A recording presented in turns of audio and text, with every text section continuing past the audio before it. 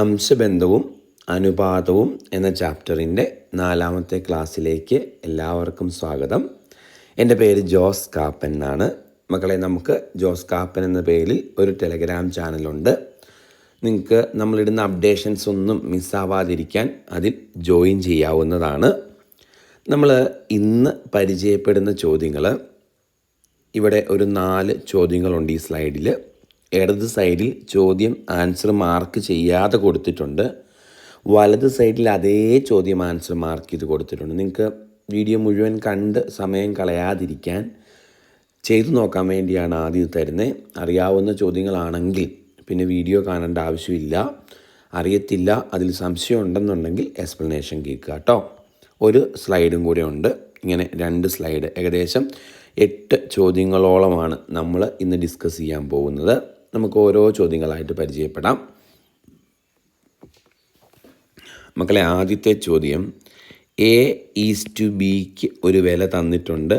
അത് 5:7 ആണ്. B:C ഒരു വില തന്നിട്ടുണ്ട്. അത് 6:11 ആണ്. ചോദ്യം എന്ത് കണ്ടുപിടിക്കാനാണ്? A:B:C കാണാനാണ് ചോദ്യം. ഓക്കെ, ഇത്തരം ചോദ്യങ്ങൾ വരുമ്പം ഞാൻ പഠിപ്പിക്കുന്ന ഒരു മെത്തേഡ്, മക്കളെ, എയുടെ റേഷ്യോ കാണാൻ ഇങ്ങനെ താഴേക്ക് ഗുണിക്കുക, ബിയുടെ റേഷ്യോ കാണാൻ ഇങ്ങനെ ഗുണിക്കുക, സിയുടെ റേഷ്യോ കാണാൻ ഇങ്ങനെ ഗുണിക്കുക. ഇതാണ് ഞാൻ സാധാരണ പറഞ്ഞു കൊടുക്കുന്ന ഒരു മെത്തേഡ്. എയുടെ റേഷ്യോ കാണാൻ ഇങ്ങനെ ഗുണിച്ചു, ബിയുടെ റേഷ്യോ കാണാൻ ഇങ്ങനെ ഗുണിച്ചു, സിയുടെ റേഷ്യോ കാണാൻ ഇങ്ങനെ ഗുണിച്ചു. ഓക്കെ, അപ്പോൾ എയുടെ റേഷ്യോ കാണാൻ താഴേക്ക് ഗുണിക്കുക 6×5 30. ബിയുടെ റേഷ്യോ കാണാൻ ചെരിച്ച് ഗുണിക്കുക 6×7 42. സിയുടെ റേഷ്യോ കാണാൻ താഴേക്ക് ഗുണിക്കുക 7×11 77. മക്കളെ, ഇതാണ് നമ്മുടെ ഉത്തരം. 30:42:77. ഓക്കെ, അപ്പോൾ ചെയ്ത മെത്തേഡ്, എയുടെ റേഷ്യോ കാണാൻ ഇങ്ങനെ താഴേക്ക് ഗുണിച്ചു, ബിയുടെ റേഷ്യോ കാണാൻ ഇങ്ങനെ ഗുണിച്ചു, സിയുടെ റേഷ്യോ കാണാൻ ഇങ്ങനെ താഴേക്ക് ഗുണിച്ചു കേട്ടോ. അതാണ് A:B:Cയുടെ വിലയായിട്ട് കിട്ടുന്നത്. മുന്നോട്ട് പോവാം. അടുത്ത ചോദ്യം, 5:7 എത്രയാണെന്ന് തന്നിട്ടുണ്ട്. X:35. ഇത് രണ്ടും തുല്യമാണെന്ന് തന്നിട്ട് എക്സിൻ്റെ വില കാണാനാണ്. മക്കളെ, ഇങ്ങനെ A:B = C:D എന്ന ഫോർമാറ്റിൽ കണക്ക് ചെയ്യേണ്ട വന്നാൽ ഇത് മുന്നോട്ട് പ്രൊസീഡ് ചെയ്യാൻ ഇവരെ തമ്മിൽ ഗുണിക്കുക, ഇവരെ തമ്മിൽ ഗുണിക്കുക. AD = BC എന്ന് എഴുതിയിട്ട് വേണം ചെയ്യാൻ. ഓക്കെ, അപ്പോൾ ഇവിടെ ഇവന്മാരെ തമ്മിൽ ഗുണിക്കുക, ഇവന്മാരെ തമ്മിൽ ഗുണിക്കുക. സോ 5×35 5×35 = 7 x എന്ന് കിട്ടും. മക്കളെ, എക്സ് കാണാൻ വേണ്ടി 7 താഴേക്ക് പോകും. 5×35 ÷ 7 എന്ന് വരും. 7ഉം 35ഉം കൂടെ വെട്ടിക്കളയാൻ 5 തവണ. സോ 25 എന്ന ആൻസർ കിട്ടും. 25. സോ ആൻസർ ഓപ്ഷൻ സി ആണ് കറക്റ്റ്. അടുത്ത ചോദ്യം, ഒരു തൊഴിൽ സ്ഥാപനത്തിലെ പുരുഷന്മാരുടെയും സ്ത്രീകളുടെയും എണ്ണം. സോ പുരുഷന്മാരുടെയും സ്ത്രീകളുടെയും എണ്ണം 6:5 എന്ന റേഷ്യോയിലാണ്. ഇതിൽ 1/10 സ്ത്രീകൾ പിരിഞ്ഞു പോയാൽ ഇപ്പോഴത്തെ അംശബന്ധം എത്ര? അപ്പോൾ പുരുഷന്മാരും സ്ത്രീകളും 6:5 എന്ന റേഷ്യോയിലാണ് എന്ന് പറഞ്ഞാൽ പുരുഷന്മാർ 6 എന്ന റേഷ്യോയിലും സ്ത്രീകൾ 5 എന്ന റേഷ്യോയിലുമാണ്. ചെയ്യാൻ എളുപ്പത്തിന് ഞാൻ പുരുഷന്മാരുടെ എണ്ണം 60 എന്നും സ്ത്രീകളുടെ എണ്ണം 50 എന്നും അങ്ങ് അസ്യൂം ചെയ്തു. 6:5 എന്ന റേഷ്യോയിലായാൽ മതിയല്ലോ. അപ്പോൾ നമുക്ക് ഇഷ്ടമുള്ള 2 വിലകൾ പുരുഷനും സ്ത്രീക്കും കൊടുക്കാം. 6ഉം 5ഉം കൊടുക്കാം, 60ഉം 50ഉം കൊടുക്കാം, 600ഉം 500ഉം കൊടുക്കാം. ആ റേഷ്യോയിലായിരുന്നാൽ മതി. ഞാൻ 60ഉം 50ഉം ആണെന്ന് അങ്ങോട്ട് അസ്യൂം ചെയ്തു. ഇനി പറയുവാണ്, സ്ത്രീകളിൽ 10 പിരിഞ്ഞുപോയി. 50 സ്ത്രീകൾ എന്നല്ലേ നമ്മളെടുത്തേ. 50ൻ്റെ 10 എത്രയാണ് മക്കളെ? 50ൻ്റെ 10 എന്ന് പറഞ്ഞാൽ 5 അല്ലേ. അപ്പോൾ 10 സ്ത്രീകൾ പിരിഞ്ഞു പോയെന്ന് പറഞ്ഞാൽ 5 സ്ത്രീകൾ പിരിഞ്ഞു പോയെന്നല്ലേ. അപ്പോൾ ഇത് 60, ഇതെത്രയാ? 45. ഇതല്ലേ പുതിയ റേഷ്യോ ആണ്. 5 വെച്ച് അല്ലെങ്കിൽ 15 വെച്ച് വെട്ടിക്കളയുമ്പം ഇത് 4 തവണ, ഇത് 3 തവണ. ആൻസർ 4:3 എന്ന് കിട്ടും. മക്കളെ, ആൻസർ ഓപ്ഷൻ ബി ആണ് കറക്റ്റ്. അപ്പോൾ ഇത്തരം കണക്കുകളെല്ലാം ഇങ്ങനെ ചെയ്താൽ മതി. അതായത് 6:5 എന്ന റേഷ്യോയിലാണ് പുരുഷനും സ്ത്രീകളും. അപ്പോൾ 60-50 എന്ന് എടുക്കുക, പുരുഷൻ്റെ സ്ത്രീയുടെ എണ്ണം 60-50. ഇനി അതിൽ നിന്ന് 10 ഭാഗം സ്ത്രീകൾ പിരിഞ്ഞു പോയെങ്കിൽ 50ൻ്റെ 10 ഭാഗം കണ്ടുപിടിച്ചു. അത് 5 സ്ത്രീകൾ പിരിഞ്ഞു പോയെന്നർത്ഥം. 50 നിന്ന് 5 സ്ത്രീകൾ പോയാൽ ബാക്കി 45.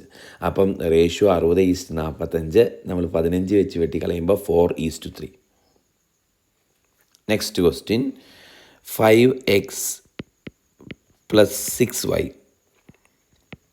= 8x + 5y = 8:9 എന്ന് തന്നിട്ട് x/yയുടെ വില കാണാനാണ് ചോദ്യം. മക്കളെ, നമ്മൾ തൊട്ട് മുമ്പ് എഴുതിയ കൺസെപ്റ്റ് A/B = C/D ഫോർമാറ്റിലല്ലേ ഇത്.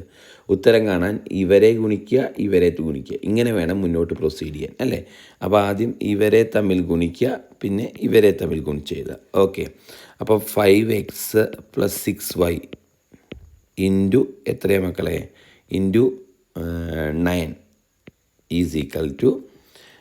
8x + 5y ഇൻറ്റു 8 അല്ലേ. 9 കൊണ്ട് അകത്തേക്ക് ഗുണിക്കുമ്പം 9×5 45x + 9×6 54y = 8×8 64x + 8×5 40y. Okay, എക്സിൻ്റെ എല്ലാം ഒരുമിച്ച് എഴുതുമ്പം ഇതിങ്ങോട്ട് പോകും, ഇതിങ്ങോട്ട് വരും. ആണോ? 64y നിന്ന് 40y കുറച്ചാൽ ബാക്കി 14y. ഓക്കെ, 64x നിന്ന് 45x കുറച്ചാൽ ബാക്കി